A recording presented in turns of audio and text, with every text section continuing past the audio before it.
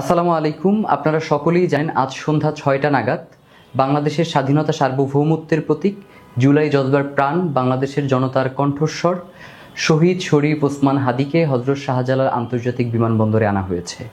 আমরা আপনাদেরকে জানিয়েছিলাম শহীদকে নিয়ে আমরা এয়ারপোর্ট থেকে ঢাকা বিশ্ববিদ্যালয়ের কেন্দ্রীয় জামে মসজিদে আসব, কিন্তু পারিবারিক আর্জি, সার্বিক পরিস্থিতি ও সময় বিবেচনা করে সিদ্ধান্ত হয়েছে আজকের দিনটি শহীদ শরীফ ওসমান হাদি তার পরিবারের সাথে থাকবে।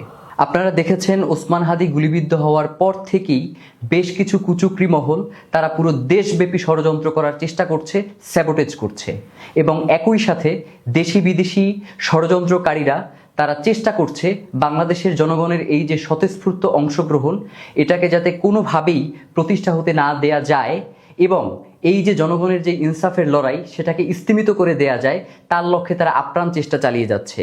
আমরা ইনকিলাব মঞ্চের পক্ষ থেকে বাংলাদেশের জনগণকে সাথে নিয়ে দৃঢ় কণ্ঠে ঘোষণা করতে চাই, বাংলার জমিনে ওসমান হাদির যেই রক্ত লেগে আছে সেই রক্তের মধ্য দিয়ে আমরা বাংলার জমিনে ইনসাফ কায়েম করেই ছাড়বো ইনশাআল্লাহ। আগামীকাল মানিক মিয়া এভিনিউতে দুপুর 2টা বাজে শহীদ ওসমান হাদির জানাজার নামাজ অনুষ্ঠিত হবে।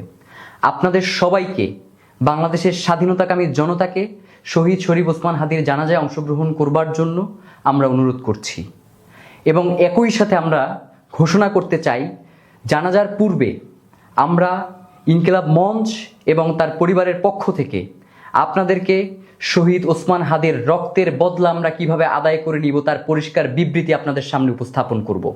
আমরা শহীদ শরীফ ওসমান হাদিকে সঙ্গে নিয়ে মিছিল করে শাহবাগ হয়ে ঢাকা বিশ্ববিদ্যালয়ের কেন্দ্রীয় জামে মসজিদের পাশে জাতীয় কবি কাজী নজরুল ইসলাম যেখানে সমাহিত রয়েছেন তার পাশে আমরা শহীদ ওসমান হাদিকে সমাহিত করব এবং যতক্ষণ পর্যন্ত আমরা এই রক্তকে বাংলাদেশের স্বাধীনতা সার্বভৌমত্ব রক্ষার আন্দোলনের রূপ না দিতে পারবো, যতক্ষণ পর্যন্ত আমাদের সার্বভৌমত্ব নিশ্চিত না হবে ততক্ষণ পর্যন্ত আমাদের লড়াই চালিয়ে যাব। বাংলাদেশ জিন্দাবাদ, ইনকিলাব জিন্দাবাদ।